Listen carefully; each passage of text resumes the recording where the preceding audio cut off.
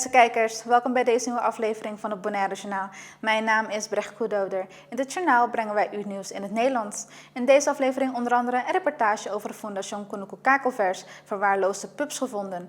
Wij beginnen onze uitzending met staatssecretaris van Infrastructuur en Waterstaat Stientje van Veldhoven, die meer vertelt over haar bezoek op Bonaire. Het was een intensief bezoek, in een relatieve korte tijd, maar we hebben ontzettend veel met elkaar gedaan. En dat is ook het eerste wat ik misschien als algemeen punt wil maken, is de goede samenwerking. En vanuit die goede samenwerking de concrete stappen die we kunnen nemen met elkaar. En ook de concrete resultaten die dus bereikt zijn. Ja. Waarin in samenwerking tussen de mensen hier en de mensen in Den Haag heel hard aan gewerkt is in de aanloop naar dit bezoek. Ik ben heel blij met bijvoorbeeld de intentieverklaring die we hebben getekend om alle single-use plastics te verbieden.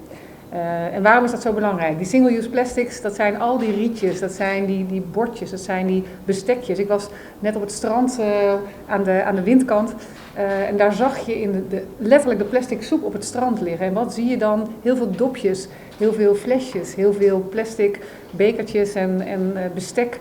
En al dat soort spullen zijn eigenlijk slecht voor het toerisme. Terwijl het toerisme toch zo'n ontzettend belangrijke sector is voor Bonaire. En als je ziet wat een goud Bonaire eigenlijk in handen heeft, dan moeten we ervoor zorgen dat we dat goud goed kunnen benutten.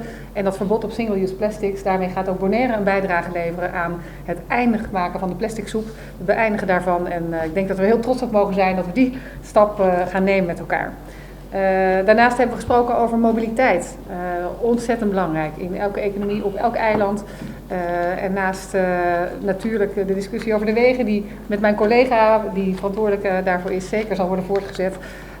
Hebben we ook gesproken met elkaar over hoe kun je ook op andere manieren ook die mobiliteit, de luchtkwaliteit op het eiland nog verder verbeteren door ook dat schoner te maken. Waar ik heel blij mee ben, als je het hebt over de veiligheid van mensen op het eiland, is dat we hebben gekozen voor dat we zijn begonnen met het rijp maken van de grond op een nieuwe plek voor de vuurwerkopslag. Vuurwerk is natuurlijk iets van een prachtig feestje en daar houden jullie ook van op Bonaire, is mij duidelijk gebleken. Maar zo'n vuurwerkopslag in containers midden in een woonwijk is eigenlijk natuurlijk niet zoals het zou moeten. Dus ontzettend goed dat er een start is gemaakt met bouwrijp maken van dat terrein om die vuurwerkopslag op een veilige plaats te doen. Dat ook een mooi feest kan blijven voor iedereen. De staatssecretaris is hoogst tevreden met de overeenstemming die zij heeft afgelegd over gevaarlijke stoffen, onder andere asbest, voor het eiland Bonaire. Vanmiddag komen we eigenlijk net vandaan, zijn we gestart we hebben startschot gegeven voor de asbestsanering in de oude garnalenkwekerij. Een groot terrein, veel asbest wat continu blootstaat aan de elementen waarvan we weten dat als het gaat verweren, dat de vezels dan loslaten en mensen tientallen jaren later geconfronteerd kunnen worden met ernstige ziektes. Heel erg goed dat er nu gewoon het bedrijf aan de slag kan met het opruimen van al die rotzooi, zodat er daarna een prachtig schoon terrein weer ligt aan dat mooie stukje kust. En natuurlijk vanochtend was helemaal een bijzonder bezoek aan Rincon, waar we over een weg reden, waar je gewoon nog kon zien dat er her en der vroeger stortplaatsen, illegale stortplaatsjes waren geweest, allemaal opgeruimd. En dan rij je af op die plek waar dus die illegale dump eigenlijk was, waar nu dan een mooie witte muur omheen staat. Maar het laat heel erg goed zien hoe het eerst was. En daarna rij je langs die witte muur de nieuwe Milieustraat op, waar hele keurige containers staan, waar mensen heel makkelijk al hun afval gescheiden kunnen inzamelen. Heel erg goed voor de leefomgeving, een mooie schone leefomgeving, een mooi schoon Bonaire. Ik denk dat we prachtige concrete stappen hebben gezet vandaag. En natuurlijk wil ik ook niet onvermeld laten het koraalactieplan, dat er iets is waarvoor Bonaire natuurlijk beroemd is.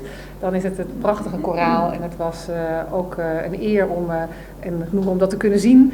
Ook te zien wat er bereikt kan worden met het herstellen ervan. Ik denk dat daar ook nog heel veel mooie projecten liggen die we in de toekomst gezamenlijk kunnen oppakken. En daar kijk ik ook heel erg naar uit aan de verdere samenwerking. Dus heel erg veel dank alvast voor dit succesvolle bezoek. En laten we op deze manier met elkaar voortgaan. De staatssecretaris legt tijdens het persbijeenkomst over het aanpak van inspectie. In geval van gevaar nemen zij maatregelen. DLT is heel strikt in zijn inspecties. Ik heb daar ook in Nederland, zie ik daar vele voorbeelden van, dat zij optreden wanneer ze vinden dat dat nodig is.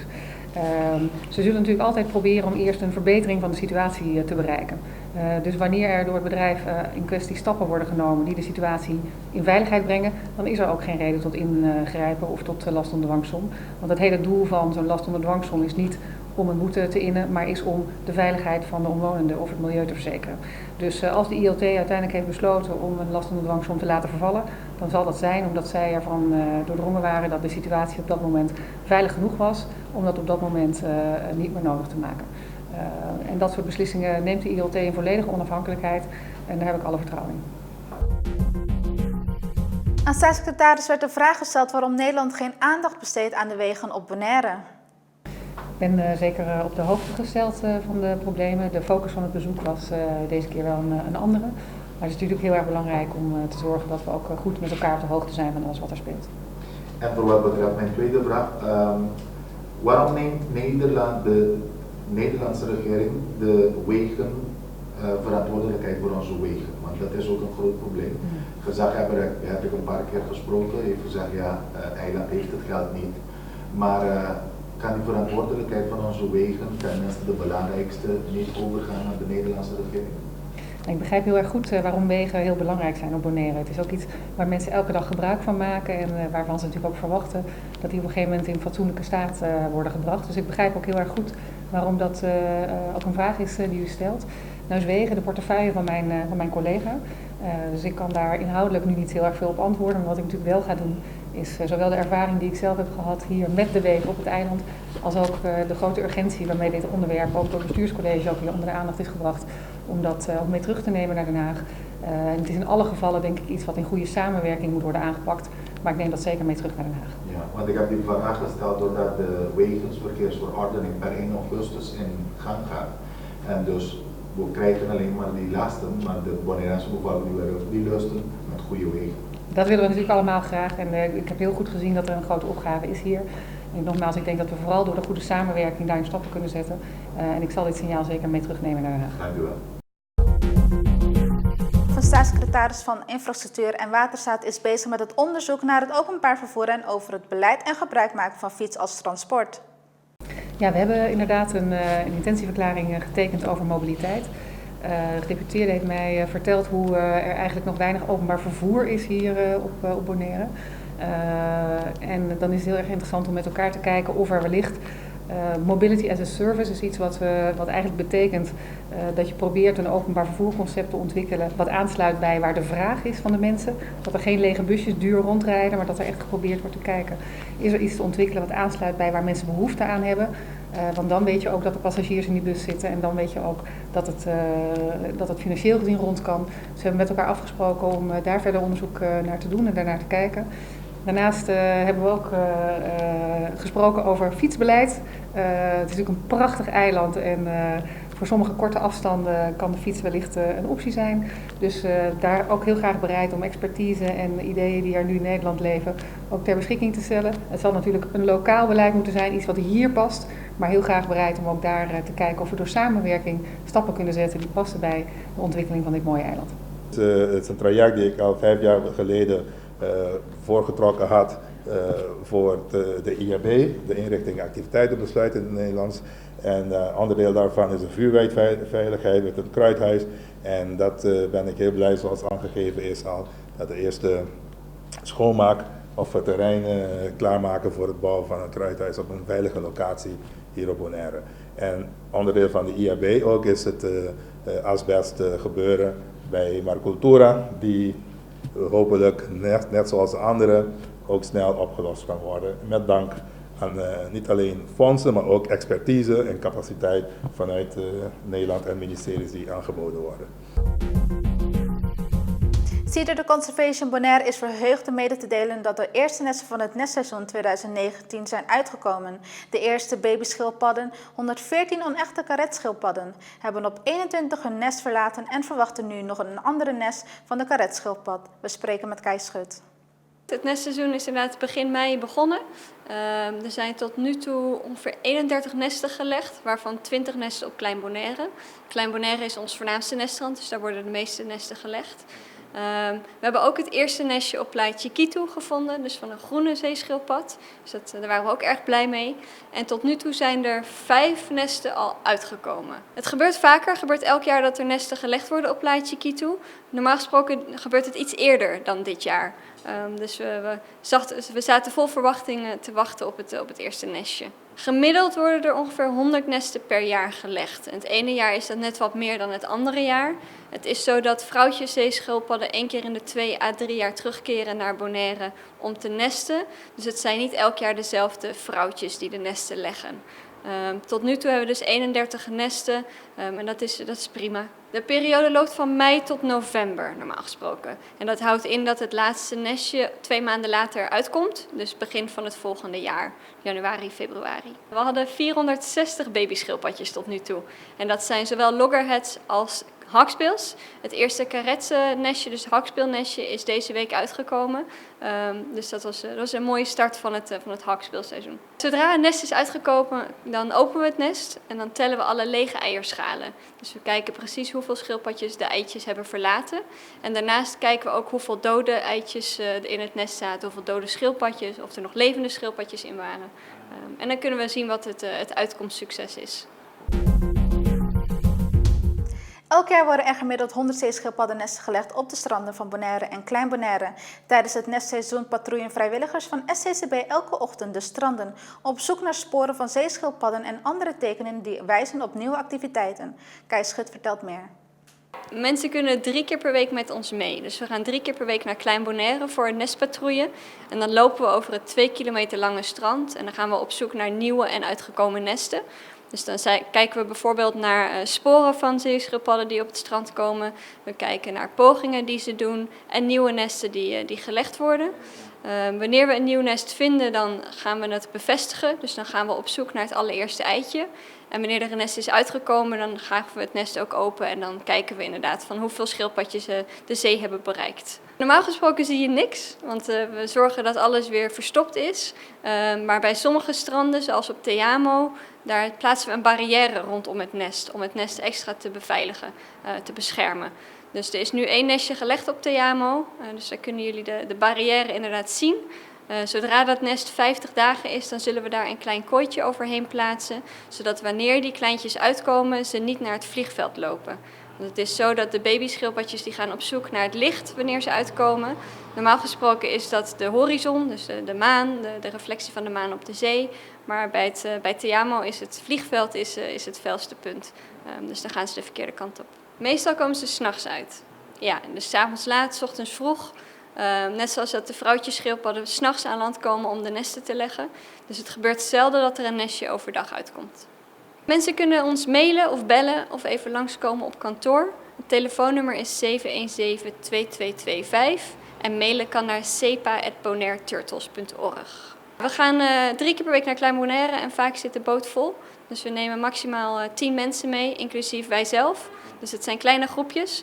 Dus wanneer mensen mee willen, raden we aan om inderdaad vroeg een reservering te maken. Wij doen ons werk daar en we nodigen mensen uit om te zien wat wij doen. Dus mensen leren in dat geval over ons werk. Ze leren meer over de schildpadden van Bonaire, over de nestpopulatie. En wanneer mensen vragen hebben, dan kunnen ze die altijd stellen. Dus het is echt een ochtend tussen de 3 en de 5 uur... waarbij wij onze patrouille uitvoeren en mensen mee kunnen kijken. De groene zeeschildpadden doen het goed. De karetschildpadden is een kleinere populatie, maar die doen het ook redelijk.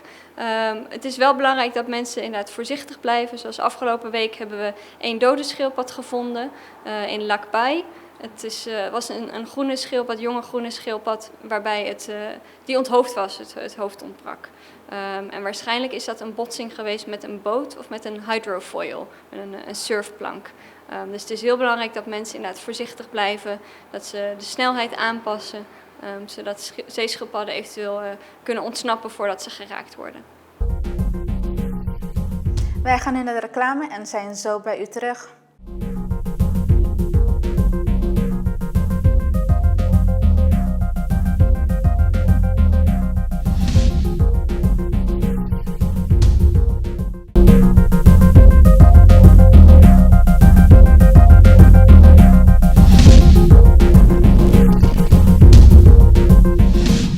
Welkom terug terug bij Bonaire Journaal. De problematiek met zwerfhonden en katten en verwaarloosde en of mishandelde honden en katten is op Bonaire helaas schrijnend groot. Fondation Koninklijke Kakelvers heeft een melding ontvangen over verwaarloosde puppies die men heeft gevonden in de bosjes. NOS TV heeft het volgende reportage. Vorige week woensdagavond rond 20:30 kregen we een telefoontje dat er heel veel puppies ergens in de knoeks lagen te huilen. In het donker kunnen we niet zoveel, dus daar hebben we gezegd van we komen morgenochtend als u ze nog hoort. De volgende ochtend heeft die mevrouw teruggebeld van ik heb ze in de tuin, ik heb ze eten gegeven, ze waren heel hongerig en dorstig. Toen zijn we er gelijk naartoe gegaan en toen hebben we er 5 kunnen vangen in de tuin. Eentje is ontsnapt, de 5 hebben we gelijk weggebracht en alle zorg gegeven die nodig waren. Nou ja, dat kan jij beter vertellen, want dit is degene die ze verzorgd heeft, Jeanne. De dag daarop kregen we 's morgens weer een telefoontje dat de andere ontsnapte pup gezien was.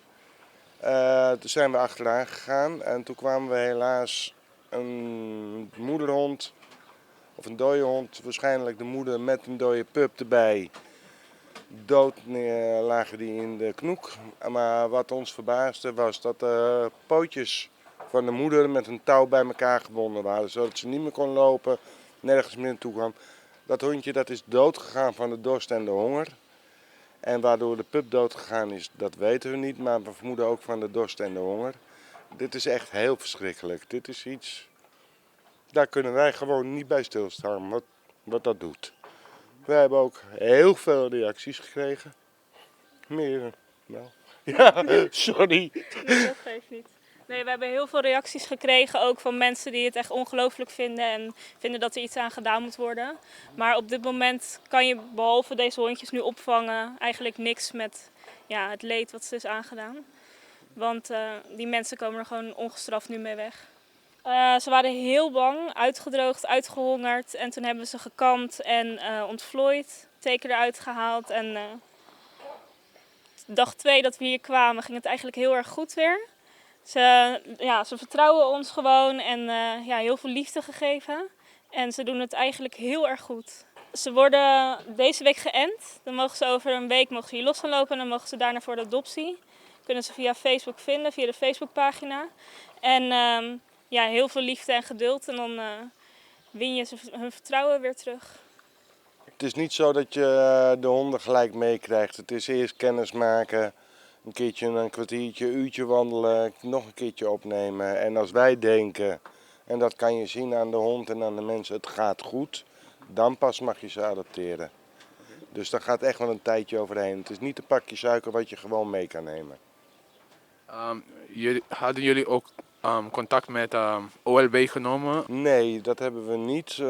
Want het OLB, die zegt van, is niet ons pakje aan. Die vinden de dierenwelzijn helaas op een heel laag pitje staan.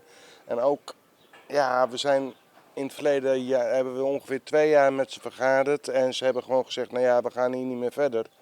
Het enige wat wij willen is eigenlijk niks. Geen dierenwetten, geen niks. En dat is zo verschrikkelijk. We hebben wel bijna 10.000 reacties gekregen van mensen die het heel raar vinden dat het Openbaar Ministerie, OLB, daar niks mee wil doen. Weet je, we hadden pas geleden de verkiezingen, zijn de gouden bergen beloofd qua dierenwelzijn. Ik zie er niks van. En we merken het niet en ze hebben niet eens gereageerd hierop. Er zijn 10.000 mensen hebben het gezien, die hebben gereageerd op Facebook, maar het OLB, nee. Die vinden dat niet belangrijk, dat is niet wat hun mooi vinden en willen. Ze willen die hondjes zo ver mogelijk de stad uit en zoek het maar uit. Het is het laagste van het laagste voor het OLB, openbaar lichaam. Daar kunnen wij niet mee leven. En ik denk dat dit ook nog wel een klein... Tenminste, ik hoop dat dit nog een staartje gaat krijgen. Dat mensen nu echt gaan reageren dat dit soort dingen echt niet kunnen. Dit jaar organiseert de Summer School hun derde Summer School voor kinderen van het primaire onderwijs. Stichting Lezen en Schrijven Bonaire wil met dit project, net als met de Mediabus en de voorleesdag Pinter en Taal, de laaggeletterdheid op het eiland bestrijden. Ruim 40 kinderen hebben met succes de Summer School 2019 doorlopen. We spreken met Jane Lowenju. Ja, Summer School is 3 jaar geleden begonnen. Het is een van de projecten van Stichting Leren Lezen en Schrijven. Dus dit is ons derde jaar. In Summer School wordt het accent gelegd op het Nederlands spreken vooral. En we doen dat in de vorm van oefeningen op de computer, digitale programma van Muiswerk. Daarnaast hebben we nog spellen die we doen en doen we buiten activiteiten met de kinderen. Het zijn kinderen van groep 7 die naar groep 8 gaan. Ik moet zeggen dat we van haast alle scholen hebben we leerlingen. En de ervaring heeft ons geleerd, want ik ben iemand die ervan houdt om te kijken van hoe is het gegaan met onze vorige groepen. En ik moet zeggen dat we tevreden mogen zijn. We zijn er nog niet, maar we zijn tevreden met het resultaat wat we zien. Ik ben ook heel trots om te horen hoe onze kinderen die we dit jaar nu binnen hebben, hoe goed hun Nederlands al op niveau begint te raken. Goedemiddag mevrouw. Goedemiddag. Wat is je naam? Mijn naam is Jemina Maria. Hoe oud ben je? Ik ben 10 jaar oud. Op welke school zit je? Ik zit op school Amplio Papa Cornes. Waarom doe je mee met de Summer School Bonaire? Want mijn vrienden zijn ook hier. Wat heb je in deze 2 weken geleerd op Summer School Bonaire? Een beetje meer Nederlands. Waarom doe je mee met de Summer School Bonaire? Omdat ik vind Summer School is leuk en je kan meer Nederlands leren. We hebben heel duidelijke afspraken gemaakt vanaf het begin van we praten Nederlands, want dat is het doel van de Summer School. Dat ze ook durven praten, want de ervaring leert dat je soms kinderen hebt die het wel kunnen schrijven, maar het niet durven praten. Het is heel leuk, want ik vind dat ik meer Nederlands kan weten.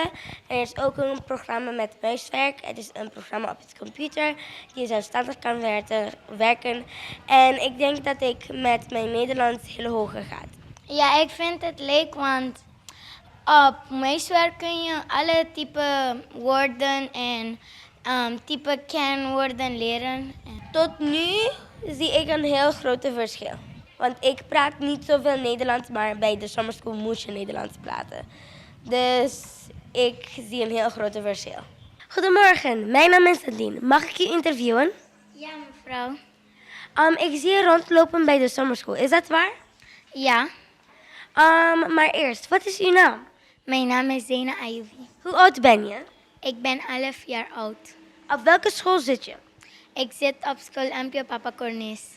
Waarom doe je mee met de Summer School? Ik doe mee met de Summer School omdat ik beter Nederlands wil leren.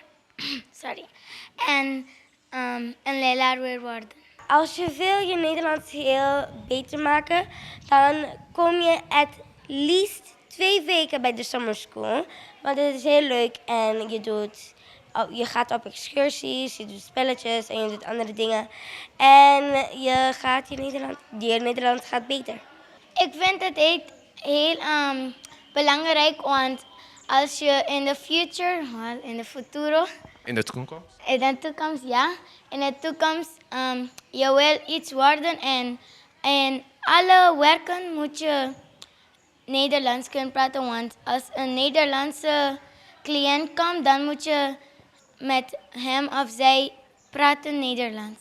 Nederlands praten, ja. We kijken hoeveel plaatsen we hebben, want we zijn ook afhankelijk van donaties. En we kijken van hoeveel donatie krijgen we binnen. We hebben nog Pinter en Taal en we hebben voorleesdag. We hebben elke dinsdag en donderdag hebben we excursies. En wij proberen dan de kinderen ook kennis te laten maken met organisaties of plaatsen waarbij je niet zo gauw stilstaat. En ik ben als oud-directeur heel trots om 2 van mijn oud-leerlingen tegen te komen in dit beroep. doet me heel goed dat ik goed werk heb gedaan voor de Bonaireaanse jeugd. Een dag na de brandstofstoring is het nog steeds een enorme chaos op Schiphol. Mensen staan uren in de rij en missen daardoor hun vlucht. RTL Nieuws. We worden van hart naar her gestuurd al de hele ochtend.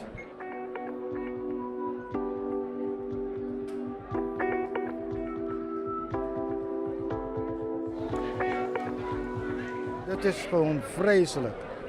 Vreselijk, gewoonweg vreselijk. Ja, waar moet u heen? Ik moet naar Curaçao en die vlucht is al een uur geleden vertrokken. Hij is ook vertrokken. En ik wil nu een ticket kopen, want ik moet naar een begrafenis. En ik krijg geen informatie. Echt niet. Hoe lang bent u hier al? Ik ben hier al 4 uur bezig vanochtend.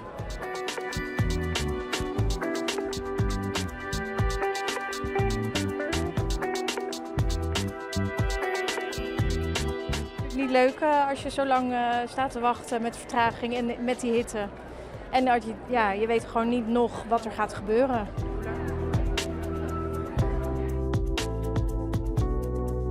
Everybody will ask questions. They said, oh, this way, that way. Everybody's confused. Er is eigenlijk niemand aan wie je... Normaal loopt er of staat er altijd wel iemand aan wie je een vraag kan stellen hoe of wat. Maar je ziet helemaal niemand. Ik hoor niks. Echt niet. Nu weet ik ook niks op dit moment. Hier sta ik dan. Tientallen bosbranden van Texas tot Oregon. Medewerkers gingen donderdag terug naar hun werk op een uitgestrekte nucleaire onderzoekslocatie in het zuidwesten van Idaho na een natuurbrand die 2 dagen van evacuatie tot gevolg had. ABC News. Now to the race to contain those dangerous fires out west. More than 40 large wildfires are burning from Texas to Oregon, including a massive blaze near a nuclear site in Idaho. Ginger is tracking it all for us. She's there in Pittsburgh for us this morning. Good morning, Ginger. Good morning to you, Robin. That nuclear site was actually a nuclear lab where they had to get non-essential employees out because they were worried about the sheep fire. 13,000 acres burned already, and Idaho Falls, it's very close to there. So we're watching that one. We're also watching so many other fires. This brush fire just north of San Jose that built up. Very hot there, and the heat is building going into the weekend. So the fire conditions aren't great. You see some of the watches all the way up to Montana. This ridge is taking over the west. You've also got flash flood watches from much of Nevada into Southern California. Because of those burn scars in the monsoon, you could end up seeing some of that rain, but look at that heat. We'll see some of the deserts above 120 this weekend, Cecilia. It is a scorcher out there. Okay, Ginger, thank you. U kijkt naar het Bonaire Journaal van deze week. Mijn naam is Brecht Koedouder. Ik wens u nog een hele fijne avond en graag tot de volgende keer.